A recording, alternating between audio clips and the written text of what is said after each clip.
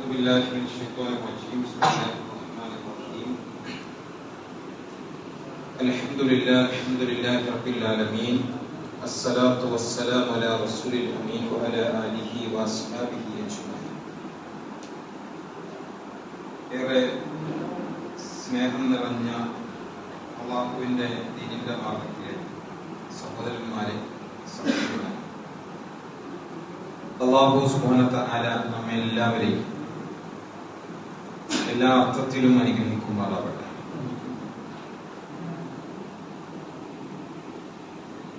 അല്ലാഹുവിൻ്റെ ദീന് കേൾക്കാൻ, അല്ലാഹുവിൻ്റെ ദീനിനെ കുറിച്ച് പഠിക്കാൻ ഇങ്ങനൊരു സമയം മാറ്റിവെക്കുന്ന യുവാക്കൾ, യുവതികൾ, അള്ളാഹുവിന് ഏറെ ഇഷ്ടമുള്ളവരും അള്ളാഹുവിന്റെ ദീനിന്റെ തണലിൽ വളരാൻ കൊതിക്കുന്ന ആളുകൾക്ക് നാളെ അള്ളാഹുവിന്റെ അർശിന്റെ തണലിൽ ലഭിക്കുമെന്നൊക്കെ റസൂലുള്ളാഹി സ്വല്ലല്ലാഹു അലൈഹി വസല്ലം പഠിപ്പിച്ചിട്ടുണ്ട്. അത്തരം ആളുകളുടെ കൂട്ടത്തിൽ അള്ളാഹു നമ്മെ എല്ലാവരെയും ഉൾപ്പെടുത്തി അനുഗ്രഹിക്കുമാറാവട്ടെ. ലോകം പല അർത്ഥത്തിലും പ്രതിസന്ധികളിലൂടെയും വിഷമങ്ങളിലൂടെയും ഒക്കെ മുന്നോട്ട് നീങ്ങിക്കൊണ്ടിരിക്കുക. പ്രത്യേകിച്ച് നമ്മുടെ പ്രിയപ്പെട്ട ഫലസ്തീനിലെ സഹോദരങ്ങൾ വലിയ വിഷമത്തിലും പ്രയാസത്തിലുമൊക്കെയാണ് അവർ മുന്നോട്ട് പോയിക്കൊണ്ടിരിക്കുന്നത്. പടച്ചറപ്പ് അവർക്ക് ആശ്വാസവും തണലും സംരക്ഷണവും നൽകി അനുഗ്രഹിക്കുമാറാവട്ടെ.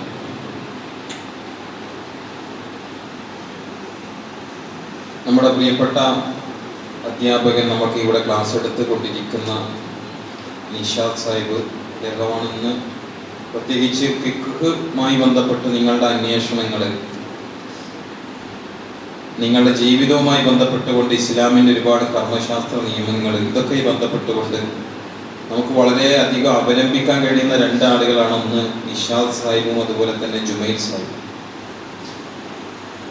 രണ്ടുപേരും ഫിഖുമായി ബന്ധപ്പെട്ട വ്യത്യസ്ത കാര്യങ്ങൾ ഇവിടെ ക്ലാസ്സുകൾ എടുത്തിട്ടുണ്ട്. ഇന്ന് കുറച്ചുകൂടി പ്രാക്ടിക്കലായ ചില ക്ലാസ്സുകൾ, പ്രാക്ടിക്കലായ വിഷയങ്ങളിലേക്ക് പ്രവേശിക്കുന്ന ക്ലാസ് ആയിരുന്നു ഇന്ന് നടക്കേണ്ടത്. അദ്ദേഹത്തിൻ്റെ പനി കാരണം അദ്ദേഹത്തിന് വരാൻ പറ്റിയിട്ടില്ല. ഇൻഷാ അല്ലാഹ് ക്ലാസ് തുടരുന്നുണ്ടാവും. അല്ലാഹുവിൻ്റെ ആരോഗ്യം അവർക്ക് രോഗം ശിഫയാക്കി കൊടുക്കുമാറാവട്ടെ. കേരളത്തിന് ഈ അടുത്ത് ഉണ്ടായി വന്ന വലിയൊരു ചർച്ചയുണ്ടായിരുന്നു. നമ്മളെയൊക്കെ വല്ലാതെ പ്രയാസപ്പെടുത്തുകയും സങ്കടപ്പെടുത്തുകയും ചെയ്ത സ്ത്രീധനവുമായി ബന്ധപ്പെട്ടുകൊണ്ട് നടന്ന സ്ത്രീധനം എന്ന വാക്കും അതുമൂലമുണ്ടാകുന്ന പ്രശ്നങ്ങളും ഒന്നും ആദ്യമായിട്ട് നമ്മൾ കേൾക്കുന്നതൊന്നല്ല. നമ്മൾ ജനിച്ചു വീണ അല്ലെങ്കിൽ നമുക്ക് ബോധം വെച്ച കാലം മുതലേ നമ്മൾ പറഞ്ഞു കേട്ടതിലും നമ്മൾ കണ്ടനുഭവിച്ചതിലും ഈ ഒരു സാമൂഹിക വിപത്ത് വല്ലാതെ നമ്മുടെയൊക്കെയും ചിന്തയിലും മനസ്സിലുമുണ്ട്. അത്തരം വിവാദങ്ങൾ പലപ്പോഴും നടക്കുമ്പോൾ, അല്ലെങ്കിൽ അത്തരം പ്രശ്നങ്ങൾ ഉയർന്നു വരുമ്പോൾ, സമൂഹങ്ങളുടെ മുന്നിലേക്ക് അത്തരം വിഷയങ്ങൾ കടന്നു വരുമ്പോൾ അതുമായി ബന്ധപ്പെട്ട് എന്തായാലും ഒരു ചർച്ച നടക്കും. ആ ചർച്ച ഏത് ആത്മഹത്യയെക്കുറിച്ചും ഉണ്ടാകും. ചിലത് ആ പ്രദേശത്ത് മാത്രം നടക്കുന്ന ചർച്ചയായിരിക്കും. ചിലത് പത്രമാധ്യമങ്ങളിലൊക്കെ വരുന്ന സമയത്ത് കുറച്ചുകൂടി വിശാലമായ സമൂഹത്തിലെ ചർച്ച നടക്കും. ആത്മഹത്യകളെക്കുറിച്ചുള്ള ചർച്ചകൾ വ്യക്തികളെക്കുറിച്ചും സാമൂഹിക ദുരാചാരങ്ങളെക്കുറിച്ചുമൊക്കെയുള്ള ചർച്ചയാണെങ്കിൽ പലപ്പോഴും കേരളത്തിൽ നമ്മൾ കാണുന്നൊരു കാര്യമുണ്ട്. അതിൽ എന്തെങ്കിലും അർത്ഥത്തിൽ ഇരയാക്കപ്പെടുന്നതോ പ്രതിയാക്കപ്പെടുന്നതോ ഒരു മുസ്ലിമാണ് എങ്കിൽ, രണ്ട് ആണെങ്കിലും, ഇര മുസ്ലിമാണെങ്കിലും പ്രതി മുസ്ലിമാണെങ്കിലും, അതൊരു വ്യക്തിയെക്കുറിച്ചുള്ള ചർച്ചയോ കുടുംബത്തെക്കുറിച്ചുള്ള ചർച്ചയോ സാമൂഹിക ദുരാചാരത്തെക്കുറിച്ചുള്ള ചർച്ചയോ ആയിട്ടല്ല ഒതുങ്ങുക. അത് ഇസ്ലാമിനെ കുറിച്ചുള്ള ചർച്ചയായി മാറുന്നതാണ്. ഇസ്ലാമിൻ്റെ എന്താ പറയുക, അതിൻ്റെ ജീർണിച്ച നിയമങ്ങളാണ്, വ്യവസ്ഥകളാണ്, സിദ്ധാന്തങ്ങളാണ്, ആശയങ്ങളാണ് ഇതിൻ്റെയൊക്കെ പിന്നിലെന്ന് വളരെ പെട്ടെന്ന് പ്രചരിപ്പിക്കപ്പെടും. അത് പലരും ഏറ്റുപിടിക്കും. ധാരാളമായി അത് പ്രചരിപ്പിക്കപ്പെടുന്നതും ചർച്ച ചെയ്യപ്പെടുന്നതും പലപ്പോഴും നമുക്ക് കാണാറുണ്ട്. പലരും ആത്മഹത്യ ചെയ്യാറുണ്ട്. അയാളുടെ മതം ഏതാണെന്നും ആരും അന്വേഷിച്ചു പോവുകയോ അയാളുടെ സിദ്ധാന്തങ്ങളെ കുറിച്ച് ചർച്ച ചെയ്യുകയോ അയാളുടെ മതപരമായ പശ്ചാത്തലത്തെ കുറിച്ചോ അയാൾ വായിക്കുന്ന ഗ്രന്ഥങ്ങളെ കുറിച്ചോ ചർച്ചകൾ നടക്കില്ലെങ്കിൽ പോലും ഇവിടെ ഒരുപക്ഷെ ആചാരങ്ങളുടെ പേരിൽ നരബലി പോലും നടന്നിട്ടുണ്ട്. പക്ഷേ ആ നരബലിക്ക് പ്രചോദനമാകുന്ന ആശയത്തെക്കുറിച്ചോ മതത്തെക്കുറിച്ചോ ചർച്ച നമ്മൾ കേട്ടിട്ടില്ലല്ലോ. നരബലി നടത്തിയ ആ ആശ്രമത്തെക്കുറിച്ചോ അല്ലെങ്കിൽ ആ വ്യക്തിയെക്കുറിച്ചോ കഥകൾ കേൾക്കാം. എന്നാൽ അതിന്റെ പശ്ചാത്തലത്തിലുള്ള മതങ്ങളെക്കുറിച്ച് പലപ്പോഴും നമ്മൾ കേൾക്കാറില്ല. പക്ഷെ ഇസ്ലാമോ ഇസ്ലാമിന്റെ സംസ്കാരമോ ഒന്നും ഉണ്ടാവേണ്ടതില്ല. ഒരു വ്യക്തിയിൽ ഇസ്ലാമിന്റെ ഒരു പേരുണ്ടായാൽ തന്നെ ആ വ്യക്തി ചെയ്യുന്നത് ഇസ്ലാമിലേക്ക് കണക്ട് ചെയ്യപ്പെടും. ഈ പശ്ചാത്തലത്തിൽ ഉയർന്നു വന്ന വലിയൊരു ചർച്ചയാണ് സ്ത്രീകളും ഇസ്ലാമുമായി ബന്ധപ്പെട്ട വിഷയങ്ങൾ എന്ന് പറയുന്നത്. സ്ത്രീകൾക്ക് ഇസ്ലാമിൽ യാതൊരു വിലയുമില്ല. സ്ത്രീകൾ എന്ന് പറഞ്ഞാൽ ഇസ്ലാമിൽ 2ാം നമ്പറാണ്. പുരുഷനെ അടിമപ്പെടേണ്ടവർ. അങ്ങനെ പുരുഷന്റെ താല്പര്യങ്ങൾക്കനുസരിച്ച് വഴങ്ങിക്കൊടുത്ത് ഒതുങ്ങിക്കഴിയേണ്ടുന്ന പുരുഷന് പിതാവ് വിൽക്കുകയും എന്നിട്ടൊരു പ്രോപ്പർട്ടിയായി കൊണ്ടു നടക്കുകയും ചെയ്യുന്നവളാണ് സ്ത്രീ. ഇസ്ലാമിന്റെ മുസ്ലിങ്ങളുടെ കാഴ്ചപ്പാട് അതാണ് എന്നും അതുകൊണ്ട് മുസ്ലിം സ്ത്രീകൾക്ക് വിമോചനം വേണം. മുസ്ലിം സ്ത്രീകൾ രക്ഷപ്പെടണം. മുസ്ലിം സ്ത്രീകൾക്ക് രക്ഷപ്പെടണമെങ്കിലും വിമോചനം വേണമെങ്കിലും ഇസ്ലാമിന് പുറത്തേക്ക് അവരെത്തുക, ഇസ്ലാമിൽ നിന്ന് രക്ഷപ്പെടുക എന്നത് മാത്രമേ അതിന് പരിഹാരമുള്ളൂ എന്ന ആശയങ്ങൾ നമ്മുടെ സമൂഹത്തിൽ വലിയ അളവിൽ പ്രചരിപ്പിക്കപ്പെടുന്നു. ഇസ്ലാമിലെ സ്ത്രീക്ക് പുറത്തിറങ്ങാൻ പാടില്ലെന്നും സാമൂഹിക രംഗത്തിറങ്ങാൻ പാടില്ലെന്നും അധികാരങ്ങളിൽ ഉണ്ടാവാൻ പാടില്ലെന്നും അവൾക്ക് മുഖം, അവളുടെ ഫേസ് എവിടെയും കാണിക്കാൻ പാടില്ലെന്നും അവൾക്ക് ഒന്നും അവതരിപ്പിക്കാൻ അവകാശമില്ലെന്നും വീട്ടിൽ ഒതുങ്ങി കഴിയേണ്ടവളാണ് അവളെന്നും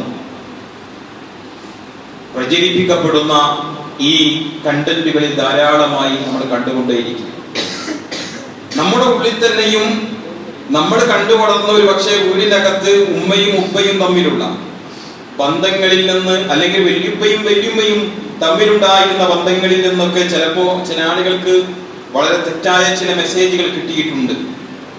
കാരണം അത് സമൂഹത്തിൽ പലപ്പോഴും പ്രാക്ടീസ് ചെയ്യപ്പെടുന്നതും നമ്മൾ കണ്ടിട്ടുണ്ട്. പക്ഷെ ഇസ്ലാമിലേക്ക് ചേർത്തു വെക്കാൻ കഴിയുന്ന ഒന്നാണോ അത് എന്ന ആലോചന യഥാർത്ഥത്തിൽ നമ്മളിൽ ഉണ്ടാകും. മുസ്ലിങ്ങളിൽ പലരും കള്ളുകുടിക്കുന്നുണ്ട് എന്നതൊരു യാഥാർത്ഥ്യമാണ്. മുസ്ലിങ്ങളിൽ പലരും വ്യഭിചരിക്കുന്നുണ്ട് എന്നതൊരു യാഥാർത്ഥ്യമാണ്. മുസ്ലിം സമൂഹത്തിൽപ്പെട്ട പലരും കള്ളന്മാരായി നമ്മൾ കണ്ടിട്ടുണ്ട്. അതിനർത്ഥം ഇസ്ലാം എന്ന മഹത്തരമായ മഹോന്നതമായ ഒരു ആശയത്തിൽ ഈ മദ്യം എന്നത് പ്രോത്സാഹിപ്പിക്കപ്പെടുന്ന ഒന്നാണ് എന്നല്ലല്ലോ. ഇസ്ലാമും മദ്യവും തമ്മിലുള്ള യുദ്ധത്തെക്കുറിച്ച് നമുക്കറിയാം. ഇസ്ലാം എത്രമേൽ കണിശമായും കർക്കശമായുമാണ് മദ്യത്തെ, പലിശയെ ഇസ്ലാം എതിർക്കുന്നത് എന്ന് നമുക്കറിയാം. കളവിനെ ഇസ്ലാം എങ്ങനെയാണ് കൈകാര്യം ചെയ്യുന്നത് എന്ന് നമുക്കറിയാം. അത്രമേൽ ശക്തമായി മനുഷ്യന്റെ സമത്വത്തെക്കുറിച്ച് ലോകത്ത് പഠിപ്പിച്ച ദർശനം ഇസ്ലാമാണ് എന്ന് നമുക്ക് കാണാൻ കഴിയും. ഒരു ചരിത്ര സംഭവമുണ്ട്. ഉമ്മുഹാനി എന്ന് പറയുന്ന അള്ളാഹുവിന്റെ റസൂലിന്റെ സഹാബിമാരിൽപ്പെട്ട ഒരു വനിത, അവരുടെ കുടുംബത്തിലും മറ്റുമൊക്കെപ്പെട്ട കുറച്ച് ആളുകൾക്ക്, അവര്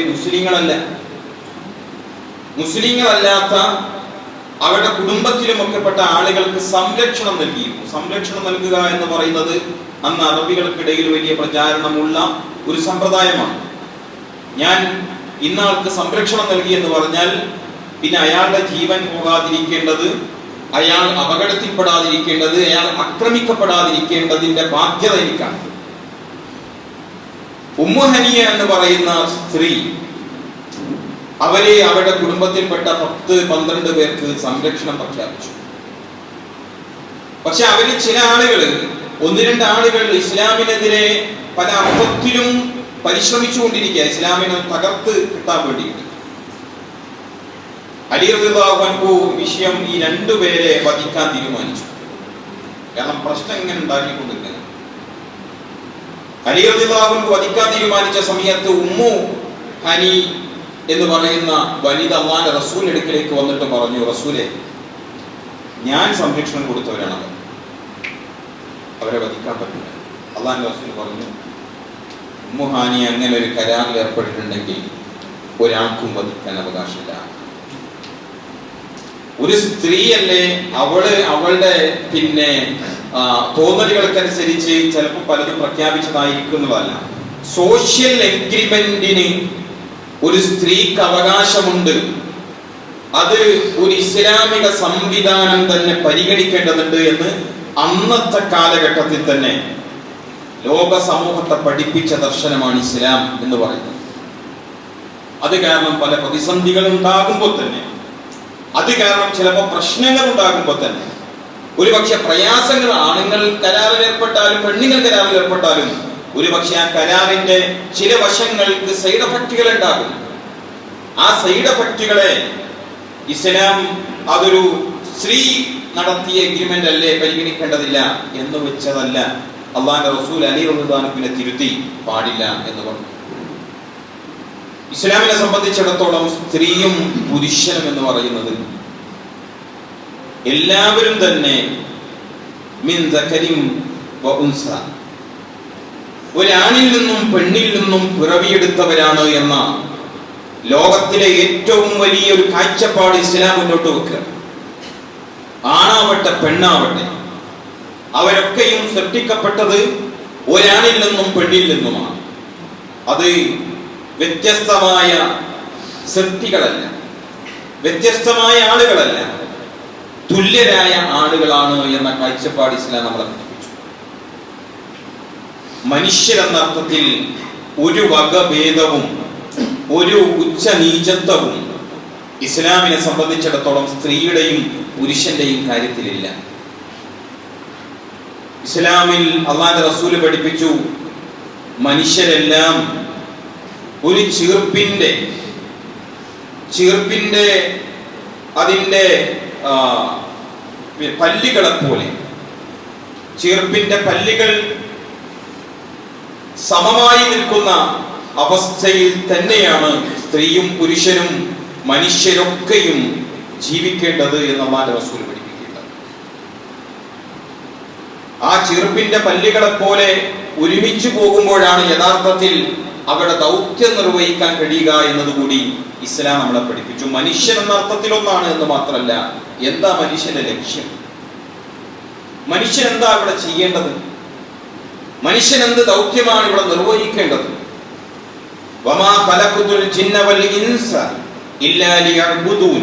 അല്ലാഹു സുബ്ഹാനഹു വ തആല നമ്മളെ പഠിപ്പിച്ചു, ആണാവട്ടെ പെണ്ണാവട്ടെ, ജിന്നുകളെയും മനുഷ്യരെയും ഒക്കെ നാം സൃഷ്ടിച്ചിട്ടുള്ളത് ലിയഅ്ബുദൂൻ, ആരാധന നിർവഹിക്കുവാൻ, ഇബാദത്തുകൾ നിർവഹിക്കാൻ വേണ്ടിയിട്ടാണ്. മനുഷ്യന്റെ ജീവിതത്തിൽ മനുഷ്യൻ ചെയ്യേണ്ടത് അള്ളാഹ്ക്ക് ഇബാദത്ത് എടുത്ത് മുന്നോട്ട് പോവുക, അള്ളാഹുവിനെ അനുസരിച്ചും അള്ളാഹുവിന് പ്രാർത്ഥന അർപ്പിച്ചും അള്ളാഹുവിന് ആരാധനകൾ അർപ്പിച്ചും മുന്നോട്ട് പോവുക എന്നതേ ഈ ജീവിതത്തിൽ നമുക്ക് നിർവഹിക്കാനുള്ളത്. അള്ളാഹു എന്താണോ ഈ ദുനിയാവിൽ ചെയ്യാൻ പറഞ്ഞത് അത് ചെയ്യുക, അത് ചെയ്തുകൊണ്ടിരിക്കെ അള്ളാഹുവിലേക്ക് മടങ്ങിപ്പോവുക. ഇതിന് പെണ്ണിനെന്തെങ്കിലും ഏതെങ്കിലും അർത്ഥത്തിൽ മാറ്റി നിർത്തലുണ്ടോ? ഇല്ല. ആണിനെന്തെങ്കിലും പ്രത്യേകമായ പദവിയുണ്ടോ? ആരാധനയിലില്ല. മനുഷ്യന്റെ ജീവിത ലക്ഷ്യത്തിൽ തന്നെ ആണിനെയും പെണ്ണിനെയും അല്ലാഹു സുബ്ഹാനഹു വ തആല ഒരുപോലെയാ പരിഗണിച്ചത്. എന്നു മാത്രമല്ല, ഈ ആരാധനാ കർമ്മങ്ങളിൽ ഒരു പക്ഷേ സ്ത്രീകൾക്ക് പ്രയാസമുണ്ടാകുന്ന ഘട്ടങ്ങളെ സ്ത്രീ എന്ന് പറയുന്ന സൃഷ്ടി, ആ സൃഷ്ടിയിൽ ജൈവികമായി ഉണ്ടാകാവുന്ന പ്രതിസന്ധികളുടെ ഘട്ടങ്ങളിൽ അവൾക്ക് ആരാധനാ കർമ്മങ്ങളിൽ ഇളവ് കൊടുക്കുകയാണ് ഇസ്ലാം ചെയ്തത്. കൂടുതൽ ബാധ്യതയൊന്നും ഏൽപ്പിച്ചതല്ല.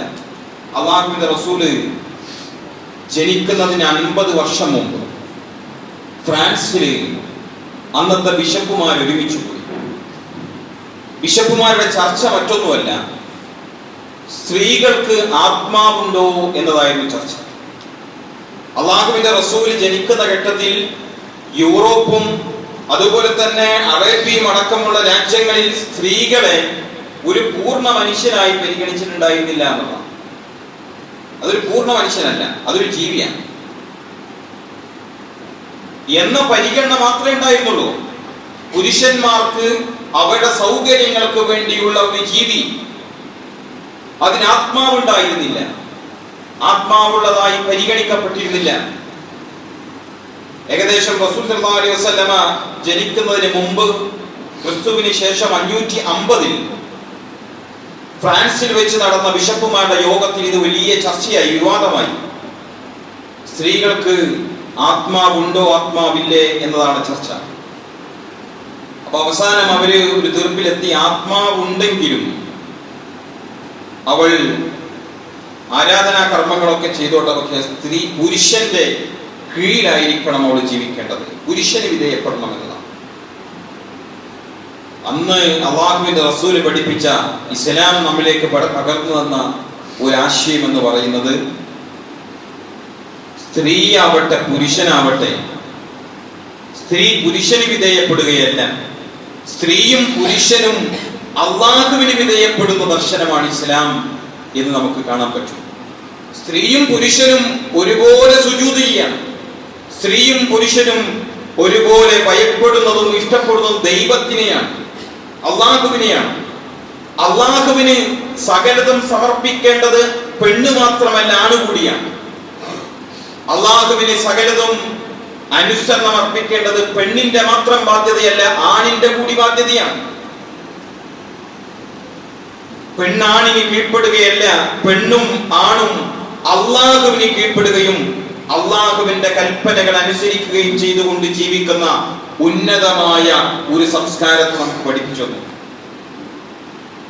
ആ ആരാധനാ ക്രമത്തിൽ പുരുഷന് മേധാവിത്തല്ല, പെണ്ണിന് പ്രത്യേകമായ താഴ്ചയോ അടിച്ചമർത്തലുകളോ ഒന്നും സംഭവിക്കാൻ പോകുന്നില്ല. മാത്രമല്ല, അല്ലാഹു സുബ്ഹാനഹു വ തആല പഠിപ്പിച്ചു, മൻ അമില സ്വാലിഹൻ മിൻ സകരിൻ ഔ ഉൻസ വഹുവ മുഅ്മിൻ, ആണാവട്ടെ പെണ്ണാവട്ടെ, അവൻ എന്ത് സൽക്കർമ്മങ്ങളാണോ ചെയ്തുകൊണ്ടിരിക്കുന്നത്, അവൻ എന്ത് നന്മയാണോ ഈ ലോകത്ത് ചെയ്തുകൊണ്ടിരിക്കുന്നത്, അതിനുള്ള പ്രതിഫലം ഫലനുഹിയന്നഹു ഹയാതൻ ത്വയ്യിബ, അവർക്ക് നല്ല ജീവിതം നാം നൽകുന്നതായിരിക്കും എന്ന് ഇസ്ലാം നമ്മളെ പഠിപ്പിച്ചു.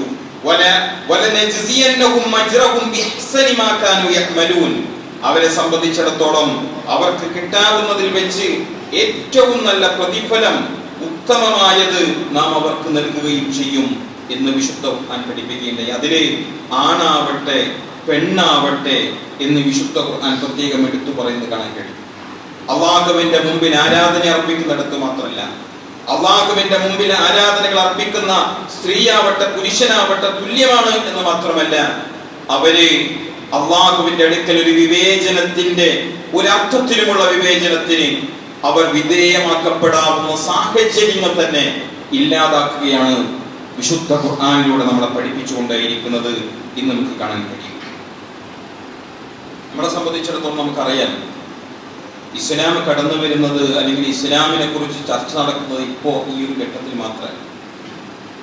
ഇസ്ലാമിനെ കുറിച്ചുള്ള വിവാദങ്ങൾ ഉണ്ടാകുന്നത്, ഇസ്ലാമിനെ കുറിച്ചുള്ള പ്രചാരണങ്ങൾ സംഭവിക്കുന്നത് ഈ ഒരു കാലഘട്ടത്തിൽ മാത്രമല്ല, മറിച്ച് അത് അള്ളാഹുവിന്റെ റസൂല് ഈ ഇസ്ലാം എന്ന് പറയുന്ന ദീനിനെ ഈ ലോകത്തിന് പരിചയപ്പെടുത്തുന്ന ആദ്യ കാലഘട്ടം മുതൽ തന്നെ ഇസ്ലാമിനെ കുറിച്ചുള്ള ഇത്തരം വലിയ അർത്ഥത്തിലുള്ള വിവാദങ്ങൾ സൃഷ്ടിക്കപ്പെടും, പ്രചാരണങ്ങൾ, കള്ളപ്രചാരണങ്ങൾ നടന്നുകൊണ്ടിരിക്കുന്നു. ആ ഘട്ടങ്ങളിലൊക്കെയും തന്നെ ഇസ്ലാം എന്ന് പറയുന്നതിന്റെ മഹത്വം എത്രത്തോളമാണ് എന്ന് ലോകം പഠിക്കുകയും അനുഭവിക്കുകയും ചെയ്ത സന്ദർഭങ്ങളാണ്. ഉമർ റളിയല്ലാഹു അൻഹു പറയുന്നുണ്ട്, ഞങ്ങളുടെ ജാഹിലിയ്യ കാലഘട്ടത്തിൽ ഞങ്ങളുടെ പെണ്ണുങ്ങൾക്ക് ഒരു പദവിയും ഒരു പരിഗണനയും ഒരു വിലയും കൽപ്പിച്ചിരുന്നില്ല. ആ സ്ത്രീ എന്ന് പറയുന്നതിന് ഒരു വിലയും ഉണ്ടായിരുന്നില്ല. പിന്നീട് അള്ളാഹു അവരെ കുറിച്ച് ഖുർആനിൽ സംസാരിക്കുകയും അവരുടെ അവകാശങ്ങൾ വിവരിക്കുകയും ചെയ്യുന്നത് വരെ ഞങ്ങൾ സ്ത്രീകളോട് പെരുമാറിയത് അവർക്ക് ഒരു വിലയും ഉണ്ടായിരുന്നില്ല എന്ന രൂപത്തിലായിരുന്നു എന്ന് ഉമർ സാക്ഷ്യപ്പെടുത്തുന്നുണ്ട്. എന്ന് പറഞ്ഞാൽ ഇസ്ലാം കടന്നു വരുന്ന ഘട്ടത്തിൽ സ്ത്രീ സമൂഹം എന്ന് പറയുന്നത് മനുഷ്യനായി പരിഗണിച്ചില്ല, അവൾക്ക് ആത്മാവ് ഉണ്ടായതായി പരിഗണിച്ചില്ല, അവരുടെ കർമ്മങ്ങൾക്ക് എന്തെങ്കിലും വിലയുള്ളതായി പരിഗണിച്ചില്ല എന്ന് നമുക്ക് കാണാൻ കഴിയും. ഒരു പക്ഷേ ഡാർക്ക് ഏജ്, ഇരുണ്ട കാലഘട്ടം എന്നൊരു പക്ഷേ വിശേഷിപ്പിക്കപ്പെടുന്ന ആ കാലഘട്ടത്തിലാണ് അല്ലാഹുവിന്റെ റസൂല് വെളിച്ചം കൊണ്ടുവന്ന് അതിനെ ഒരു പ്രകാശത്തിന്റെ പുതിയൊരു ലോകത്തെ സൃഷ്ടിച്ചെടുക്കാൻ അള്ളാഹുവിന്റെ റസൂലിന് സാധിച്ചത്. അതിൽ അള്ളാഹുവിന്റെ റസൂൽ നടത്തിയ ഏറ്റവും വലിയ ഇടപെടൽ എന്ന് പറയുന്നത്, ഇസ്ലാം മുന്നോട്ട് വെക്കുന്ന ഏറ്റവും വലിയ ഇടപെടൽ. അതിനു മുമ്പ് ഒരുപാട് സംസ്കാരങ്ങളുണ്ട്. റോമൻ സംസ്കാരം നമുക്കറിയാം. ഈ ലോകത്തുണ്ടായിരുന്ന പല സംസ്കാരങ്ങളിലും ഭാരതീയ സംസ്കാരമുണ്ട്. ഭാരതീയ സംസ്കാരത്തിൽ സ്ത്രീ എവിടെയായിരുന്നു? റോമൻ സംസ്കാരത്തിൽ സ്ത്രീക്ക് എത്ര പദവി ഉണ്ടായിരുന്നു? അന്ന് ആ കാലഘട്ടത്തിൽ ഉണ്ടായിരുന്ന എല്ലാ അർത്ഥത്തിലുമുള്ള സംസ്കാരങ്ങളിലും സ്ത്രീ എന്ന് പറയുന്നത് രണ്ടാം തരം പൗരയായിരുന്നുവെങ്കിൽ അടിമകളെ പോലെയാണ് റോമൻ സംസ്കാരത്തിലെ സ്ത്രീയോട് പെരുമാറിയിരുന്നത് എന്ന് നമുക്ക് കാണാൻ പറ്റും. അടിമയാണവർ. ഉടമയായി നിൽക്കാൻ, എഴുന്നേറ്റ് നിൽക്കാൻ അവർക്ക് ഒരു അർത്ഥത്തിലും അവകാശം ഉണ്ടായിരുന്നില്ല എന്നാണ്.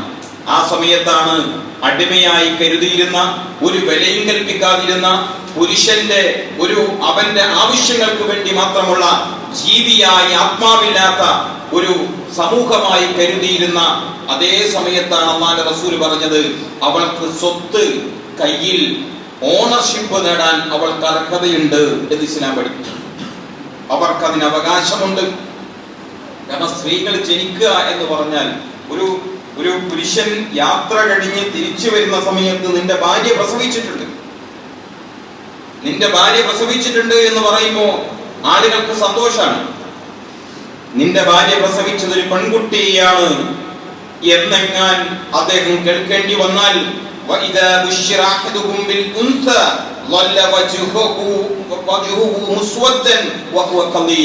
അല്ലാഹു പറയാണ് ആ പുരുഷന്മാരോട്, നിനക്കൊരു പെൺകുട്ടി ജനിച്ചു എന്ന സന്തോഷ വാർത്ത അറിയിച്ചാൽ അയാളുടെ മുഖം ചുളിയുന്നതും ദുഃഖഭാരത്താൽ അയാളുടെ മുഖം കറുക്കുന്നതും കരിവാണിക്കുന്നതും നിനക്ക് കാണാൻ പറ്റുമെന്നാണ്.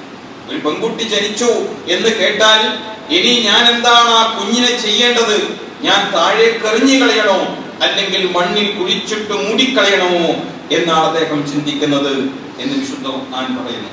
എന്ന് പറഞ്ഞാൽ പെൺകുട്ടി ജനിക്കുന്നത് തന്നെ അപമാനമായി കാണുന്ന, പെണ്ണെന്ന് പറയുന്നത് ജീവിതത്തിൽ മനുഷ്യത്വപരമായ, മാനുഷികമായ ഒരു പരിഗണനയും വിലയും അർഹിക്കാത്തവരാണെന്ന് പഠിപ്പിക്കപ്പെട്ട ഒരു കാലഘട്ടത്തിൽ അല്ലാഹുവിന്റെ റസൂലും വിശുദ്ധ ഖുർആനും സ്ത്രീകളെ കുറിച്ച് നമുക്ക് പഠിപ്പിച്ചു തന്നു. അവർക്ക് അവകാശങ്ങളുണ്ടെന്ന്, അവർ മനുഷ്യരാണെന്ന്, അവർ നിങ്ങളെപ്പോലെ അള്ളാഹുവിന്റെ സൃഷ്ടികളാണ്, നിങ്ങൾക്ക് അവരെക്കാൾ മേൽ ഒരു അപ്രമാദിത്വവുമില്ല എന്ന് ഇസ്ലാം നമ്മളെ പഠിപ്പിച്ചു. ആ അപ്രമാദിത്വത്തിന്റെ, അല്ലെങ്കിൽ അധികാരത്തിന്റെ, അല്ലെങ്കിൽ എന്റെ ഒരു സ്വത്താണത് എന്ന അർത്ഥത്തിലുള്ള ഒരു പരിഗണനയും ഇസ്ലാമിനെ സംബന്ധിച്ചിടത്തോളം അംഗീകരിക്കാൻ കഴിയില്ല. ഇസ്ലാമിക അധ്യാപനങ്ങൾ എടുത്തു നോക്കുമ്പോൾ, വിശുദ്ധ ഖുർആൻ നമ്മൾ മുന്നിൽ വെച്ചിട്ട് നോക്കുമ്പോൾ, മനുഷ്യരെല്ലാവരും ഒന്നാണ്, ഒരേ മാതാപിതാക്കളുടെ മക്കളാണ്, ചെറുപ്പിന്റെ പല്ലുകൾ പോലെ സമന്മാരാണ് അവർ എന്ന വിശുദ്ധ ഖുർആനിന്റെയും അല്ലാഹുവിന്റെ റസൂലിന്റെയും പാഠങ്ങൾ നമ്മുടെ മുമ്പിൽ വേണം. പെരുമാറുമ്പോ, ഇടപെടുമ്പോ, സംസാരിക്കുമ്പോ, ഇതിൽ പലരും ചെറുപ്പക്കാരാണ്. കല്യാണത്തെ കുറിച്ച് ആലോചിക്കുമ്പോ, വിവാഹത്തെ കുറിച്ച് ആലോചിക്കുമ്പോൾ തുല്യമായ വ്യക്തിത്വങ്ങളാണ്. തുല്യമായ വ്യക്തിത്വങ്ങൾ, രണ്ടുപേർ തമ്മിലുള്ള ഒന്നിച്ചു ജീവിക്കാൻ, നമുക്ക് ഒന്നിച്ചു ജീവിക്കാമെന്ന തീരുമാനമെടുക്കലാണ്. വിവാഹ സമയത്ത് പലപ്പോഴും നമ്മൾ വിചാരിക്കുന്നത് എന്റെ കീഴിലേക്ക് ഒരാൾ വരുന്നു എന്നാണെങ്കിൽ, ഇസ്ലാം നമ്മളെ പഠിപ്പിക്കുന്നത് തുല്യമായ, നിന്നെപ്പോലെ ചിന്തയുള്ള, നിന്നെപ്പോലെ ആലോചിക്കാൻ കഴിയുന്ന, നിന്നെപ്പോലെ വികാരങ്ങളുള്ള, നിന്നെപ്പോലെ ഫീലിങ്സുകളുള്ള, നിന്നെപ്പോലെ അന്തസ്സുള്ള, നിന്നെപ്പോലെ ആത്മാഭിമാനമുള്ള ഒരു വ്യക്തി നീയുമായി ഒരുമിച്ച് ജീവിക്കാൻ തീരുമാനിക്കുന്നതാണ് വിവാഹം. വിവാഹത്തിൽ സ്ത്രീക്ക് അവളുടേതായ ഡിമാൻഡുകൾ വെക്കാൻ അധികാരമുണ്ട് എന്ന് ഇസ്ലാം നമ്മളെ പഠിപ്പിച്ചു. സ്ത്രീക്ക് ഡിമാൻഡുകൾ വെക്കാം. എന്നെ വിവാഹം കഴിക്കുകയാണെങ്കിൽ എന്നാൽ ഇന്ന രീതിയിലാ പറ്റാം, ഇന്ന കാര്യങ്ങൾ നിങ്ങൾ അംഗീകരിക്കണം, ഇന്ന കാര്യങ്ങൾ അംഗീകരിച്ചാലേ എന്നെ നിങ്ങൾക്ക് വിവാഹം കഴിക്കാൻ പറ്റുള്ളൂ എന്നൊരു സ്ത്രീക്ക് പറയാൻ അവകാശമുണ്ട് എന്ന അവസ്ഥയിൽ ഇസ്ലാം ആ സ്ത്രീയെ ഉന്നതമായ പദവികളിലേക്ക് കൊണ്ടുപോയി. പക്ഷേ മുസ്ലിം ഉമ്മത്തിനെ കുറിച്ച്, സ്വന്തത്തെ കുറിച്ച് ആത്മവിചാരം നടത്തണം. അള്ളാഹുവും അള്ളാഹുവിന്റെ റസൂലും വിശുദ്ധ ഇസ്ലാമും ഉന്നതമായ പദവികളിലേക്ക് നമ്മളെ കൊണ്ടുപോയ, അല്ലെങ്കിൽ സ്ഥാനം നൽകിയിരുന്ന, പദവി നൽകിയിരുന്ന സ്ത്രീകളോട് നമ്മൾ എങ്ങനെയാണ് പെരുമാറിക്കൊണ്ടിരിക്കുന്നത്, എന്താണ് ഈ ഇസ്ലാമിക സമൂഹം ഇസ്ലാമിന്റെ തന്നെ കാഴ്ചപ്പാടുകളോട് പുലർത്തിക്കൊണ്ടിരിക്കുന്ന ഒരു രീതി എന്താണ്, നിലപാടെന്താണ് എന്ന് നമ്മൾ പരിശോധിക്കണം. അപ്പോഴാണ് പലപ്പോഴും നമ്മൾ കേട്ടുകൊണ്ടിരിക്കുന്ന വിമർശനങ്ങളെ കേവലം വിമർശകരുടെ വിമർശനമായി മാത്രമല്ല, ആത്മവിചാരണ കൂടി നടത്താൻ ഈ സമുദായം സന്നദ്ധമാകേണ്ടതുണ്ട് എന്ന തിരിച്ചറിവ് നമുക്കുണ്ടാവുള്ളൂ. ആ തിരിച്ചറിവ് നമുക്ക് നഷ്ടപ്പെടുമ്പോൾ നമ്മളെ സംബന്ധിച്ചിടത്തോളം ഒരു കൗമായി, ഒരു കേവല സമുദായമായി നമ്മൾ കഴിഞ്ഞുകൂടി പോകുമ്പോൾ ഇസ്ലാം എന്ന് പറയുന്ന ആദർശം ഈ ലോകത്തിന്റെ മുമ്പിൽ തെറ്റായി തെറ്റിദ്ധരിക്കപ്പെടുകയും അത് ജനങ്ങളുടെ മുമ്പിൽ തുറന്നു വെക്കേണ്ടുന്ന ഈ ദൈവികമായ വെളിച്ചത്തെ കെട്ടിപ്പൂട്ടി അടക്കി വെച്ചതിന്റെ പേരിൽ നാളെ പടച്ചറപ്പിന്റെ മുമ്പിൽ സമാധാനം പറയേണ്ടി വരുമെന്നുള്ള തീർപ്പ് നമുക്കുണ്ടാവേണ്ടതുണ്ട്. പലപ്പോഴും ആ സ്ത്രീകളുടെ ജീവിക്കാനുള്ള അവകാശത്തിന് വേണ്ടി പൊരുതിയ ഇസ്ലാം അതേ സ്ത്രീയെ ഈ പറയുന്ന സ്വർണ്ണാഭരണങ്ങളുടെ സമ്പത്തിന്റെ പേരിൽ മരണത്തിലേക്ക് മുസ്ലിം സമുദായം തന്നെ തള്ളിവിടുന്നുണ്ടെങ്കിൽ ആ മുസ്ലിം സമുദായവും ആ ഇസ്ലാമും തമ്മിൽ എന്തു ബന്ധമാണ് ബാക്കിയുണ്ടാവുക എന്ന് ഈ മുസ്ലിം ഉമ്മത്ത് ആത്മവിചാരണ നടത്തേണ്ടതുണ്ട്. ഞാൻ എല്ലാവരും അങ്ങനെ സംഭവിക്കുന്നവരോ അങ്ങനെ ചെയ്യുന്നവരോ ആയിരിക്കില്ല എന്നതുപോലെ തന്നെ അങ്ങനെ ഒരു കാര്യം മുസ്ലിം സമുദായത്തിന്റെ അകത്ത് ഇപ്പോഴും ബാക്കി നിൽക്കുന്നുണ്ടെങ്കിൽ ഈ മുസ്ലിം ഉമ്മത്തിന്റെ ബാധ്യത ആ സ്വന്തം ശരീരത്തിൽ ബാധിച്ചിരിക്കുന്ന ക്യാൻസറിനെ മുറിച്ചു മാറ്റാൻ കഴിയുക എന്നത് വളരെ പ്രധാനപ്പെട്ടതാണ് എന്ന് നമുക്ക് തിരിച്ചറിയാൻ കഴിയേണ്ടതുണ്ട്. ജീവിക്കാൻ അവകാശമില്ലാത്തവൾക്ക് ജീവിക്കാൻ അവകാശം നൽകിയ, സ്ത്രീക്ക് ആത്മാവ് പോലുമില്ലെന്ന് പറഞ്ഞ ലോകത്തിന്റെ മുമ്പിൽ അവൾക്ക് സ്വത്ത് ഓണർഷിപ്പ് ഉണ്ട് എന്ന് പഠിപ്പിച്ച ഇസ്ലാമിന്റെ വക്താക്കളെ സംബന്ധിച്ചിടത്തോളം സ്ത്രീയുടെ സ്വത്ത്, സ്ത്രീധനം എന്ന് പറഞ്ഞിട്ട് ആണിനെ വിലപേശാൻ അവിടെ അവകാശം ഉണ്ടാവാം. ഏതെങ്കിലുമൊക്കെ ഉപ്പമാര് സ്ത്രീകൾക്ക് വേണ്ടിയിട്ട്, അവിടെ മക്കൾക്ക് വേണ്ടിയിട്ട് സമ്മാനമായി സ്വർണമോ മറ്റെന്തെങ്കിലും നൽകിയാൽ അവളെ കെട്ടിയിട്ടുള്ള ഭർത്താവിന് എന്താണ് അവകാശമുള്ളത്? സ്ത്രീയുടെ മാലയിൽ, അവളുടെ സ്വർണത്തിൽ, അവളുടെ സമ്പത്തിൽ പുരുഷന് ഒരു അവകാശവുമില്ല. ഒരു പൈസ പോലെ ഇത് കിട്ടാൻ അവകാശമില്ല. പക്ഷേ പുരുഷന്റെ സമ്പത്തിൽ പൂർണ്ണമായ അവകാശം സ്ത്രീകൾക്കുണ്ട്. അവന്റെ സമ്പത്ത്, അവന്റെ ക്യാഷ് അവന്റെ ബാധ്യതയിൽപ്പെട്ടതാണ്. അവൾക്ക് ചെലവ് നൽകുക, അവരുടെ കുട്ടികളെ സംരക്ഷിക്കുക, അവരെ ജീവിതത്തെ മുന്നോട്ട് നയിക്കുക. എന്നാൽ സ്ത്രീക്ക് അവളുടെ മക്കനയിൽ കുത്തേണ്ടുന്ന ഒരു പിന്ന് വാങ്ങാനുള്ള ഒരു ഉത്തരവാദിത്തം പോലും ഇസ്ലാം നൽകിയിട്ടില്ല. അതിന്ന് ഒരു പൈസ എടുത്തിട്ട് ഭർത്താവിന് കൊടുക്കേണ്ടുന്ന ഒരു ബാധ്യതയില്ല. പിന്നെ സ്ത്രീധനം ചോദിച്ചു വാങ്ങിയിട്ട് എന്താക്കാനാ? അവരുടെ സമ്പത്ത് എടുക്കാൻ എനിക്ക് അർഹതയില്ല. അഥവാ എടുക്കുന്നുണ്ടെങ്കിൽ, നിർബന്ധിച്ചെടുക്കെങ്കിൽ ഹറാമ് തിന്നുക എന്നതിനപ്പുറത്ത് മറ്റൊന്നുമില്ല. സ്ത്രീയുടെ കയ്യിലുള്ള വല്ലതും എടുത്തിട്ട് നിർബന്ധപൂർവ്വം അവളിൽ നിന്ന് വാങ്ങിയെടുത്തിട്ട് അത് വെച്ചിട്ട് എന്റെ ജീവിതം എൻജോയ് ചെയ്യാമെന്ന് വിചാരിക്കുന്നവൻ നരകത്തിന്റെ തീക്കുണ്ടിലേക്ക് തന്റെ ശരീരത്തെ പാകപ്പെടുത്തുന്നു എന്നതല്ലാതെ മറ്റൊന്നും സംഭവിക്കണില്ല. നമ്മൾ ആലോചിക്കണം.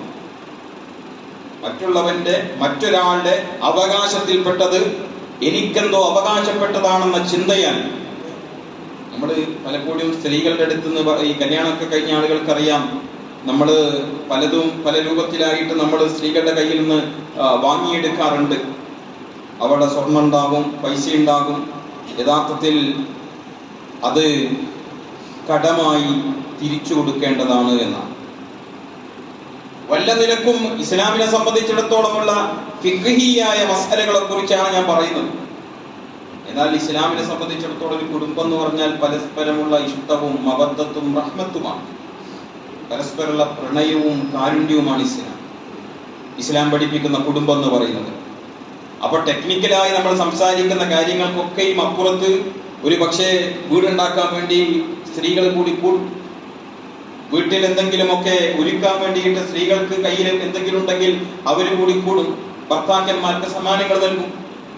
ഇത് പരസ്പരമുള്ള മഹബ്ബത്തിലും റഹ്മത്തിലും സംഭവിക്കേണ്ടതാണ്. എനിക്ക് എത്ര കിട്ടണം എന്ന് ചോദിച്ചു വാങ്ങിയിട്ട് ആ പൈസ എനിക്ക് തിന്നാൻ പറ്റുമെന്ന് വിചാരിക്കുന്നവൻ അവൻ യഥാർത്ഥത്തിൽ ഈ മഹബ്ബത്തും റഹ്മത്തുമില്ല എന്ന് മാത്രമല്ല, അവൻ ഹറാമായ ഭക്ഷണം കൊതിക്കുന്നവനും ഹറാമിന്റെ ഒരു ഉരുള തന്റെ ശരീരത്തിലേക്ക് പ്രവേശിപ്പിക്കുന്നവൻ നരകത്തിൽ അവനൊരു ഇരിപ്പിടം ഒരുക്കിക്കൊള്ളട്ടെ എന്ന് അള്ളാഹുവിന്റെ റസൂൽ പഠിപ്പിക്കുന്നത്. അത് കൊതിക്കുക. എനിക്ക് ഹറാമായത് ഭക്ഷിച്ചിട്ട് എന്റെ ജീവിതം സുഖിക്കണം എന്ന് കൊതിക്കുക. എന്നിട്ട് അതിനെക്കുറിച്ച് സ്വപ്നം കാണും. എന്നിട്ട് അത്യാവശ്യമൊക്കെ സാമ്പത്തിക ശേഷിയുള്ള സ്ത്രീകളെ പ്രണയിക്കാൻ വേണ്ടിയിട്ട് ഉദ്ദേശിക്കുക, അല്ലെങ്കിൽ അങ്ങനെ വിവാഹം കഴിക്കാൻ ഉദ്ദേശിക്കുക. എത്ര ഉദ്ദേശം? ആ പെണ്ണിന്റെ ജീവിതത്തിലേക്ക് ഭാര്യയായി വന്നാൽ, അവളെന്റെ കുട്ടികളുടെ ഉമ്മയായി വന്നാൽ, അവളുടെ സംസ്കാരം, അവളുടെ മാന്യത, അവളുടെ സൽസ്വഭാവം എന്റെ ജീവിതത്തെ എത്രമേൽ നിറം പിടിപ്പിക്കും, എത്രമേൽ ഐശ്വര്യപൂർണമായിരിക്കും എന്റെ ജീവിതം, എത്ര മനോഹരമായിരിക്കും ആ ജീവിതം. സ്വർഗീയമായ ജീവിതം ഈ ഇഹലോകത്ത് തന്നെ നമുക്ക് ലഭിക്കാൻ കഴിയുന്ന ഒരിടമുണ്ടെങ്കിൽ അത് കുടുംബമാണ്. ആനന്ദത്തിന്റെയും സന്തോഷത്തിന്റെയും ഈമാനികമായ ഒരു ജീവിതം നയിക്കുന്ന കുടുംബങ്ങൾ എന്ന് പറയുന്നത് ആ ആഹ്ലാദങ്ങൾ അനുഭവിക്കാൻ കഴിയുന്ന കുടുംബങ്ങളാണ്. അവരെ അള്ളാഹുവിൽ നിന്ന് കിട്ടുന്ന റഹ്മത്ത് കൊണ്ടും അള്ളാഹുവിൽ നിന്ന് ഇറങ്ങി വരുന്ന മവദ്ദത്ത് കൊണ്ടുമാണ് ആ കുടുംബം ജന്നത്തായി മാറുന്നത് എന്നാണ്. പക്ഷേ മവദ്ദത്തും റഹ്മത്തും സംസ്കാരവും ഇസ്ലാമും ഇസ്ലാമിന്റെ ചിഹ്നങ്ങളും അടയാളങ്ങളും ഇസ്ലാമിനോടുള്ള മമതയും താല്പര്യവും തന്റെ മക്കൾ വളർന്നു വരേണ്ടുന്ന ഉന്നതമായ സംസ്കാരങ്ങളും മൂല്യങ്ങളെ കുറിച്ച് ഒന്നും ചിന്തിക്കുന്നതിന് പകരം ഭൗതികാർത്ഥത്തിൽ ഒരുപക്ഷെ ഹറാമായി തീരാവുന്ന ഒന്നിനെ കുറിച്ച് ആലോചിച്ച് ഒരു പവിത്രമായ ഒരു സംവിധാനത്തെ തകർക്കുന്ന ചിന്ത നമ്മുടെ ഉള്ളിൽ ഉണ്ടാവരുത്. ഇത് നമ്മൾ ആലോചിക്കണം. ആ പെണ്ണാണ് നമ്മുടെ സ്വപ്നം. അല്ലാഹുവിന്റെ റസൂൽ പറഞ്ഞു, പല കാരണങ്ങൾ കൊണ്ട് പുരുഷന്മാർ സ്ത്രീകളെ വിവാഹം കഴിക്കാറുണ്ട്. ചില ആളുകളെ കുടുംബം നോക്കും, തറവാട് വലിയ തറവാട്ടുകാരാണെങ്കിൽ നല്ലതാണ് എന്ന് വിചാരിച്ചിട്ട് പരിഗണിക്കുന്ന ആളുകളുണ്ട്. സമ്പത്ത് നോക്കിയിട്ട് കെട്ടുന്ന ആളുകളുണ്ട്. സൗന്ദര്യം നോക്കിയിട്ട് കെട്ടുന്ന ആളുകളുണ്ട്.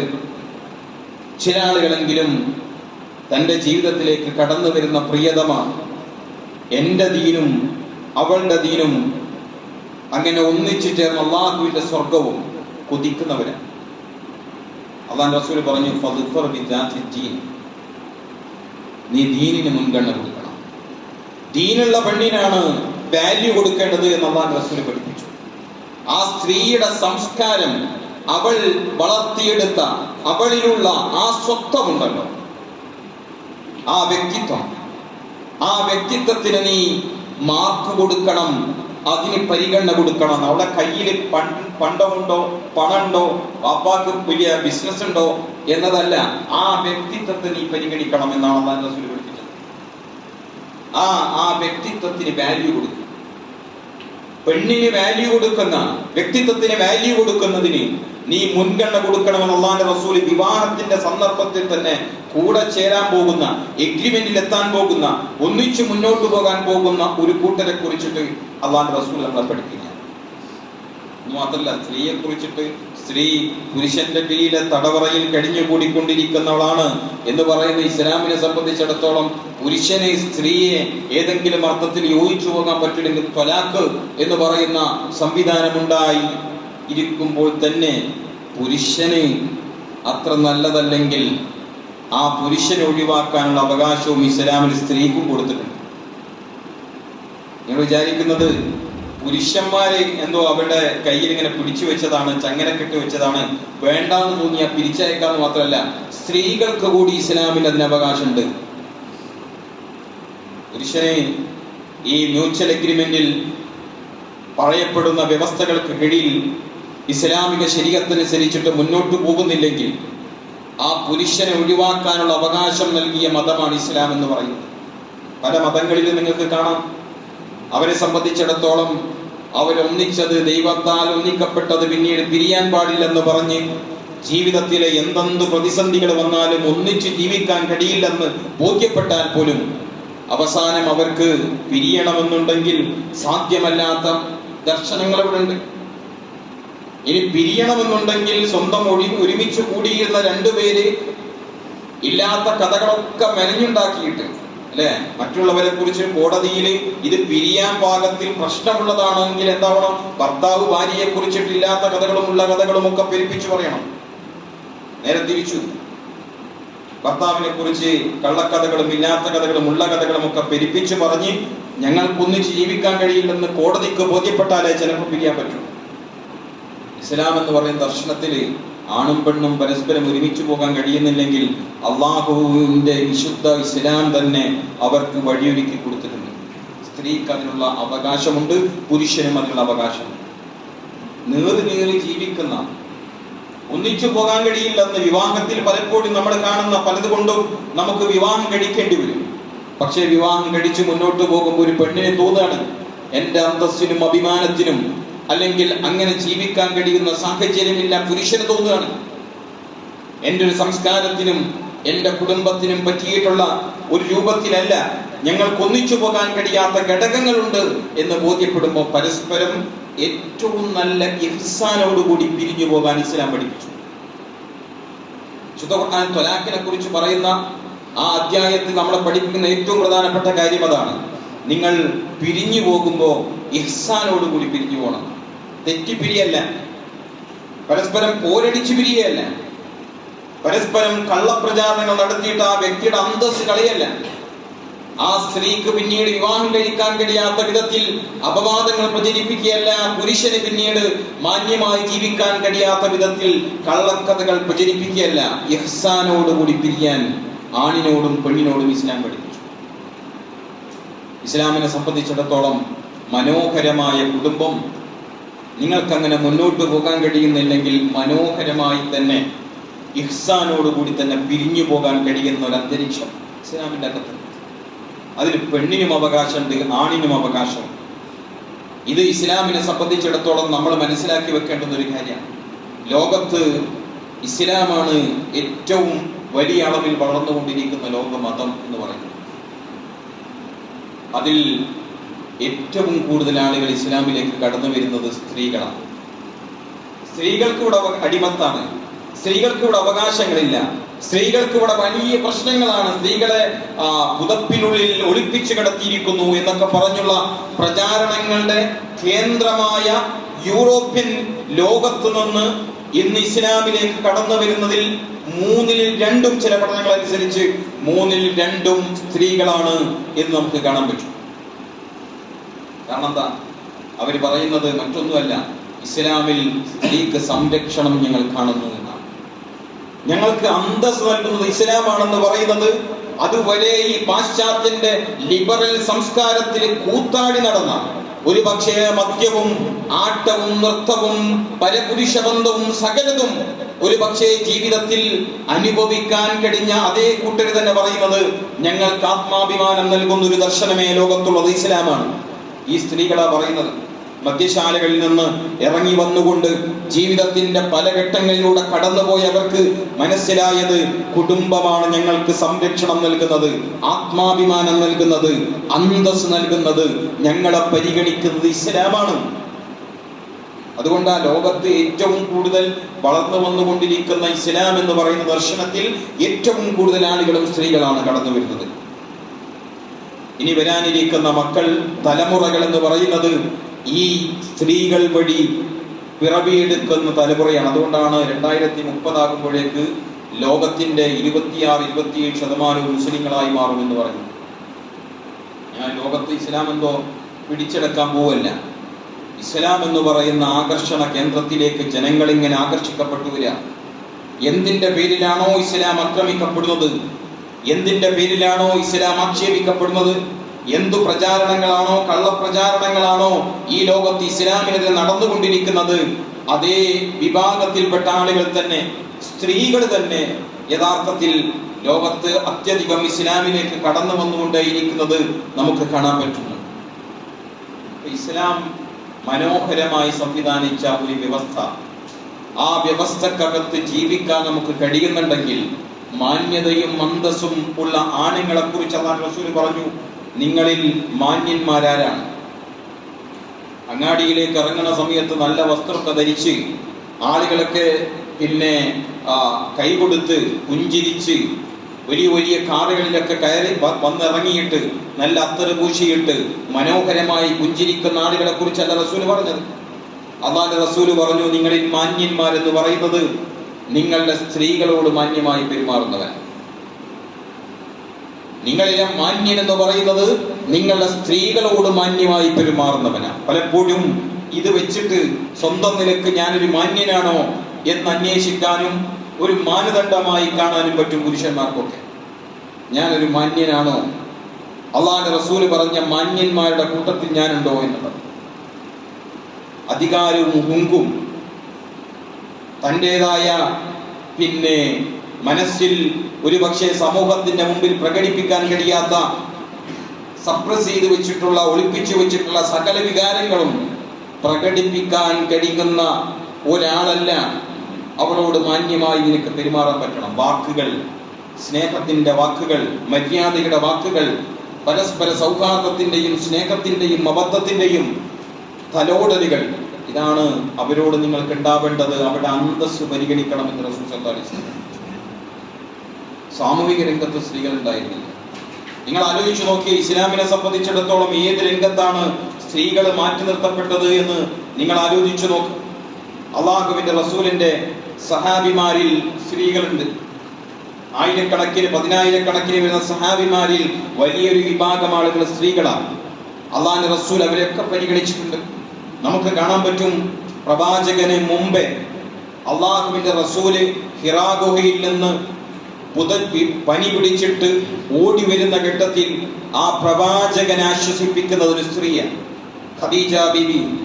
എന്താണ് സംഭവിക്കുന്നതെന്നറിയാത്ത ഒരു പുരുഷനെ സമാധാനിപ്പിച്ചുകൊണ്ട്, സാന്ത്വനിപ്പിച്ചുകൊണ്ട് ലോകത്തിന്റെ നായകൻ ആദ്യമായിട്ട് ആശ്വാസം കൊടുത്തത് ഒരു സ്ത്രീയാ, ഖദീജ ബീവി റളിയല്ലാഹു അൻഹ. ലോകത്ത് അല്ലാഹുവിന്റെ റസൂല് ഞാനൊരു പ്രവാചകനായിരിക്കുന്നു എന്ന് തിരിച്ചറിയുന്നതിന് മുമ്പ് പ്രവാചകനാണ് ഇദ്ദേഹം എന്ന് തിരിച്ചറിഞ്ഞ വ്യക്തി ഖദീജ ബീവി റളിയല്ലാഹു അൻഹയാണ്. ഇസ്ലാമിലേക്ക് ആദ്യം കടന്നു വരുന്നത് ഒരു സ്ത്രീയാണ്, അത് ഖദീജ ബീവിയാണ്. ഇസ്ലാമിന് വേണ്ടിയിട്ട് ആദ്യമായി രക്തസാക്ഷിത്വം വരിക്കുന്നത് ഒരു സ്ത്രീയാണ്. ലോകത്ത് ഒരു പക്ഷേ ഒരു ദർശനമേ ഉള്ളൂ. ആ ദർശനത്തിലേക്ക് ആദ്യമായി കടന്നു വന്നതും ആദ്യമായി ആ ദർശനത്തിന് വേണ്ടി രക്തസാക്ഷിത്വം വരിച്ചതും സ്ത്രീകളായിട്ടുള്ള ഒരു ദർശനം, അത് ഇസ്ലാമാണ്. ഇസ്ലാമിനെ സംബന്ധിച്ചിടത്തോളം നിങ്ങൾ പിന്നെയും മുന്നോട്ട് പോയി നോക്ക്. ഇസ്ലാമിക ചരിത്രത്തിലെ ഇസ്ലാമിന് വലിയ സംഭാവനകൾ അർപ്പിച്ച വ്യക്തിത്വങ്ങളെ എടുത്ത് പരിശോധിച്ചു നോക്ക്. അവരിൽ പലരും അള്ളാഹുവിന്റെ റസൂലിന്റെ കൂടെ ഉണ്ടായിരുന്ന സഹാബി വനിതകളാണ്. അള്ളാഹിന്റെ റസൂലിന്റെ കൂടെ എപ്പോഴുണ്ടാവുകയും അള്ളാഹുവിന്റെ റസൂല് അർക്കമിന്റെ ദാറുൽ അർക്കം, അള്ളാഹിന്റെ റസൂലിന്റെ പിന്നെ ആദ്യഘട്ടത്തിൽ മക്കയിൽ അള്ളാഹിന്റെ റസൂല് കാര്യങ്ങൾ കൂടിയാലോചിക്കുന്ന, ശൂറ കൂടുന്ന വീടിന്റെ പേര് ദാറുൽ അർക്കം, അർക്കമിന്റെ വീടാണ്. നമ്മുടെ ദാറുൽ അർക്കം എന്ന് പറയുന്ന പ്രയോഗം അള്ളാഹിന്റെ റസൂലിന്റെ ആദ്യഘട്ടത്തിലുള്ള ആ കേന്ദ്രത്തിന്റെ കൂടി പേരാണ്. അർക്കമിന്റെ വീട്ടിലെ രഹസ്യയോഗങ്ങളിൽ അള്ളാഹിന്റെ റസൂലിന്റെ കൂടെ ഉണ്ടായിരുന്ന ഒരു സ്ത്രീ ഉണ്ടായിരുന്നു, ഫാത്തിമ ബീബി റളിയല്ലാഹു അൻഹ. അള്ളാഹിന്റെ റസൂലിന്റെ കൂടെ ഉണ്ടായിരുന്നു. അള്ളാഹിന്റെ റസൂല് ഈ ഒട്ടകത്തിന്റെ കുടൽമാലയുമായിട്ട് പ്രയാസപ്പെട്ട് കിടക്കുന്ന സമയത്ത് നല്ല കനമുള്ള ഭാരിച്ച കുടൽമാല എടുത്തിട്ട് പുറത്തേക്കിട്ടത് ഫാത്തിമ ബീബിയായിരുന്നു എന്ന് കാണാൻ പറ്റും. അള്ളാഹുവിന്റെ റസൂലിന്റെ കൂടെ ഹിജ്റയുടെ ഘട്ടത്തിൽ അള്ളാഹിന്റെ റസൂലിനെ സഹായിച്ചിരുന്നത്, അവർക്ക് കാര്യങ്ങൾ ഒരുക്കി കൊടുത്തിരുന്നത് അസ്മാ റളിയല്ലാഹു അൻഹയായിരുന്നു. ഇരട്ടപ്പട്ടക്കാരി എന്ന പേരിൽ അറിയപ്പെട്ട അസ്മയാണ് ആ ഹിജ്റയുടെ അവിഭാജ്യ ഘടകം, മാറ്റി നിർത്താൻ കഴിയാത്ത ഘടകം. ഹിജ്റയെ കുറിച്ച് പറയുമ്പോൾ, അള്ളാഹിന്റെ റസൂലിന്റെ ഹിജ്റയെ കുറിച്ച് പറയുമ്പോൾ അസ്മയെ കുറിച്ച് പറയാതെ ഹിജ്റ പൂർത്തിയാവൂല. ഇസ്ലാമിക ചരിത്രത്തിൽ നമുക്ക് കാണാൻ പറ്റും. അള്ളാഹിന്റെ റസൂല് ഒരു പക്ഷേ പ്രതിസന്ധിയിലകപ്പെട്ട ഉഹുദിന്റെ പിന്നെ അള്ളാന്റെ റസൂല് ഈ ഹുദൈബിയ സന്ധിയുടെ ഘട്ടത്തിൽ അള്ളാന്റെ റസൂല് വല്ലാത്ത പ്രതിസന്ധിയിലകപ്പെട്ടു. കാരണം ഹുദൈബിയ സന്ധി എഴുതിയ ഘട്ടത്തിൽ അത് എഴുതി തയ്യാറാക്കി കഴിഞ്ഞതിന് ശേഷം അള്ളാന്റെ റസൂലിന്റെ സഹാബിമാർക്ക് പോലും കൊണ്ട് ഉൾക്കൊള്ളാൻ പറ്റിയില്ല ആദ്യഘട്ടത്തിൽ. എന്താണ്, ഇസ്ലാം തോറ്റുപോയോ? ഇസ്ലാം പരാജയപ്പെട്ടു പോയോ? ഇങ്ങനെ ഇസ്ലാമിനെതിരായ വ്യവസ്ഥകളാണല്ലോ ഇതൊക്കെ എന്ന് അവര് ആദ്യഘട്ടത്തിൽ തെറ്റിദ്ധരിച്ചു പോയപ്പോ അള്ളാന്റെ റസൂല് അവരോട് പറഞ്ഞു, നമ്മൾ ഇന്ന് ഇവിടെ വെച്ച് തലമുണ്ടനം ചെയ്തുകൊണ്ട് തിരിച്ചു പോവുക, മദീനയിലേക്ക്, മക്കയിലേക്ക് പോണില്ല. സഹാബിമാര് അള്ളാന്റെ റസൂല് തലമുണ്ടനം ചെയ്യാൻ പറഞ്ഞിട്ട് പോലും അവർക്ക് ചെയ്യാൻ പറ്റണില്ല. തോറ്റുപോയ, ഇസ്ലാമിന്റെ ഇജ്ജത്ത് നഷ്ടപ്പെട്ടു പോയ ഒരു ഫീലിംഗ്, ഒരു പ്രയാസം അവരുടെ ജീവിതത്തിൽ വന്നപ്പോൾ ആരും ചെയ്യുന്നില്ല. അള്ളാന്റെ റസൂലിന് അപ്പോ എന്താണ് ഇനി ചെയ്യേണ്ടത് എന്ന് പറഞ്ഞു കൊടുത്തത് അള്ളാന്റെ റസൂലിന്റെ പ്രിയപ്പെട്ട പത്നിയായിരുന്നു എന്ന് കാണാൻ പറ്റും. റസൂലിനോട് പറഞ്ഞു, റസൂലെ, നിങ്ങൾ പോയിട്ട് തലമുണ്ടനം ചെയ്തോ, എല്ലാവരും ചെയ്തോളൂ. അള്ളാന്റെ റസൂൽ അവിടെ പോയിരുന്നു, തലമുണ്ടനം ചെയ്തു. അള്ളാന്റെ റസൂല് ചെയ്തതോടുകൂടി എല്ലാവരും ചെയ്തു. ഇസ്ലാമിക ലോകത്ത് തന്നെ ഒരു പക്ഷേ പ്രതിസന്ധികളുടെ ഘട്ടങ്ങളിൽ മുന്നിൽ നിന്ന് നയിച്ച പലരും സ്ത്രീകളായിരുന്നു എന്ന് കാണാൻ പറ്റും. ഇസ്ലാമിന്റെ അവിഭാജ്യ ഘടകമാണ്. മാറ്റി നിർത്തപ്പെടാൻ കഴിയാത്ത, വിലയിട്ട് വിൽക്കേണ്ടവരല്ല. ഇസ്ലാമിന്റെ തന്നെ ഇസ്സത്തും അഭിമാനവും അന്തസ്സും സ്ത്രീകളിലാണ്. ആ സ്ത്രീകളെ ആ അന്തസ്സോടുകൂടി കാണാൻ കഴിയുന്ന ഒരു തലമുറക്ക് മാത്രമേ, ആളുകൾക്ക് മാത്രമേ ലോകത്ത് ഇസ്ലാമിനെ മുന്നിൽ നിന്ന് നയിക്കാൻ പറ്റുള്ളൂ. അള്ളാഹുവിന്റെ സത്യസാക്ഷ്യത്തെ ഏറ്റെടുത്തവരാ നമ്മൾ. നമ്മുടെ ജീവിതത്തിലേക്ക് ആളുകൾ നോക്കുന്നുണ്ട്. ഞാൻ അവസാനിപ്പിക്കുകയാണ്. നമ്മുടെ ജീവിതത്തിലേക്ക് ആളുകൾ നോക്കുന്നുണ്ട്. നിങ്ങൾ ഒരു കാര്യം ആലോചിച്ചാൽ മതി. നിങ്ങൾക്ക് ക്രിസ്തു മതത്തെ കുറിച്ചിട്ട് നിങ്ങൾ ബൈബിൾ വായിച്ചിട്ടുണ്ടോ? അല്ലെങ്കിൽ നിങ്ങൾ അങ്ങനെ എങ്ങനെയോ പിന്നെ ഏതെങ്കിലും അവരുടെ മതപാഠശാലയിൽ പോയിട്ട് പഠിച്ചതാണോ ക്രിസ്തു മതം? നിങ്ങൾക്ക് കുറച്ചൊക്കെ അറിയാം ക്രിസ്തു മതത്തെ കുറിച്ച് അല്ലെ. ക്രിസ്മസ് വരാൻ പോവാണ്, സ്റ്റാർ ഉണ്ട് അല്ലെ, പലതും നമ്മൾ ഇങ്ങനെ അവരെങ്ങനെയാണ് വസ്ത്രം ധരിക്കുന്നത്, അവരെങ്ങനെയാണ് മതം കൊണ്ട് നടക്കുന്നത്, ഇതെങ്ങനെയാണ് അറിഞ്ഞത്? നമ്മൾ അവരെ നോക്കിയതാണ്. അപ്പൊ അവർക്ക് മനസ്സിലായി ഇങ്ങനെയൊക്കെയാണ്, നമുക്ക് മനസ്സിലായി ഇങ്ങനെയൊക്കെയാണ് ക്രിസ്തു മതം. ഹിന്ദു മതത്തെ കുറിച്ച്, അമ്പലങ്ങളെ കുറിച്ച്, ആ ഉത്സവങ്ങളെ കുറിച്ച് നമ്മൾ അറിഞ്ഞത് വേദഗ്രന്ഥങ്ങളോ അല്ലെങ്കിൽ അവരുടെ പുരാണങ്ങളോ വായിച്ചിട്ടല്ലല്ലോ. നമ്മൾ അവരുടെ ജീവിതത്തിലേക്ക് നോക്കിയത്. അപ്പൊ നമ്മൾ കണ്ടു അവർക്ക് പല ഘട്ടങ്ങളിൽ ഉത്സവങ്ങളുണ്ട്, ആഘോഷങ്ങളുണ്ട്, അവരുടെ സ്ത്രീ ഇങ്ങനെയാണ്, അവരുടെ പുരുഷൻ ഇങ്ങനെയാണ് എന്നൊക്കെ നമുക്ക് മനസ്സിലായി. അപ്പൊ നമ്മൾ ഹിന്ദു മതത്തെ കുറിച്ച് നമ്മുടെ മനസ്സിലൊരു കാഴ്ചപ്പാടുണ്ടാക്കി. ഇത് നിങ്ങൾ ആലോചിച്ചു നോക്കി, ഇവിടുത്തെ ഹൈന്ദവനും ക്രൈസ്തവനും എങ്ങനെയാ അവൻ മാത്രം ഖുർആൻ പഠിക്കണം എന്ന് നിങ്ങൾ വെക്കുന്നതിൽ എന്താണ് അർത്ഥമുള്ളത്? അവൻ മാത്രം ഹദീസ് പഠിക്കണം എന്നിട്ട് ഇസ്ലാമിനെ മനസ്സിലാക്കട്ടെ എന്ന് വെക്കുന്നതിൽ ഒരു അർത്ഥമല്ലല്ലോ. നമ്മുടെ ജീവിതത്തിലേക്ക് അവർ നോക്കും. നമ്മുടെ ജീവിതത്തിലും കുടുംബത്തിലേക്ക് അവർ നോക്കും. നമ്മുടെ ജീവിതത്തിലേക്കും കുടുംബത്തിലേക്കും നോക്കിയിട്ടാണ് ഈ പവിത്രമായ ദീനുൽ ഇസ്ലാമിനെ കുറിച്ച് അവർ മനസ്സിലാക്കാൻ ആദ്യഘട്ടത്തിലെങ്കിലും ശ്രമിക്കുന്നത്. നമ്മുടെ ജീവിതത്തിലും കുടുംബത്തിലും ഇസ്ലാം എങ്ങനെയാണ് ഈ പെണ്ണിനോട്, സ്ത്രീയോട് എങ്ങനെയാണ് പെരുമാറുന്നത് എന്ന് നമ്മുടെ ജീവിതത്തിലേക്കും കുടുംബത്തിലേക്കും നോക്കൂല അവർ. എന്താണ് ഇസ്ലാമിലെ സ്ത്രീ എന്ന് അവരറിയില്ലേ? അവർക്കറിയാൻ നമ്മൾ സത്യസാക്ഷികളായ അള്ളാഹുവിന്റെ സത്യത്തെ ഈ ലോകത്തിന് കാണിച്ചു കൊടുക്കാൻ ഉത്തരവാദപ്പെട്ട നമ്മൾ എങ്ങനെയാണ് അവരോട് പെരുമാറിക്കൊണ്ടിരിക്കുന്നത്? എന്താണ് നമ്മുടെ നിലപാട്? എങ്ങനെയാണ് ഈ സമൂഹം കെട്ടിപ്പടുക്കപ്പെടുന്നത്? അത് നമ്മൾ ആലോചിച്ച് നോക്കേണ്ടതുണ്ട്. നമ്മുടെ വീടിനെ, നമ്മുടെ ജീവിതത്തെ നമുക്ക് സ്വർഗമാക്കാം എന്നൊരു കവി പറയുന്നുണ്ട്. പക്ഷേ നീ അതിന് രാജകുമാരികളെ അല്ലെങ്കിൽ അത്തരം സംവിധാനങ്ങളൊക്കെയും നിനക്ക് ഒരുക്കുമ്പോഴാണ് നിനക്ക് ആ കൊട്ടാരം പണിയാൻ കഴിയുന്നത്, നിനക്ക് നിന്റെ വീട് സ്വർഗമാക്കാൻ കഴിയുന്നത്, ജീവിതം മനോഹരമാക്കാൻ കഴിയുന്നത്. നമ്മൾ അടിമകളെ മാത്രം വളർത്തിയെടുക്കുമ്പോൾ പിന്നെ അതൊരു അടിമപ്പാളയവും നീ അടിമകളുടെ നേതാവും മാത്രമേ ആവൂ. നിനക്ക് രാജ്ഞിമാരുണ്ടെങ്കിൽ, അന്തസ്സുള്ള മക്കളുണ്ടെങ്കിൽ നീ അവരുടെ നേതാക്കളായി വജഅൽനാലിൽ മുത്തഖീന ഇമാമ എന്ന് വിശുദ്ധ ഖുർആൻ പറഞ്ഞതുപോലെ പരസ്പരം തഖ്വയിൽ ജീവിക്കുന്ന, പരസ്പര ബഹുമാനത്തിലും ആദരവിലും അള്ളാഹുവിനാലുള്ള അനുസരണത്തിലും, അതാണ് തഖ്വ, അള്ളാഹുവിനാലുള്ള അനുസരണത്തിലും ജീവിക്കുന്ന ആളുകളായി മാറാൻ നമുക്ക് കഴിയണം. പടച്ച റബ്ബ് അതിനുള്ള തൗഫീഖ് നമുക്ക് എല്ലാവർക്കും നൽകി അനുഗ്രഹിക്കുമാറാവട്ടെ. അള്ളാഹുവിൻ്റെ ദീനിനെ യഥാവിധി കൊണ്ടു നടക്കുന്ന ആളുകളുടെ കൂട്ടത്തിൽ നമ്മെ എല്ലാവരെയും ഉൾപ്പെടുത്തി പടച്ച റബ്ബ് അനുഗ്രഹിക്കുമാറാവട്ടെ. വാഖിറു ദഅ്വാനാ അൽഹംദുലില്ലാഹി റബ്ബിൽ ആലമീൻ. അസ്സലാമു അലൈക്കും വറഹ്മത്തുള്ളാഹി.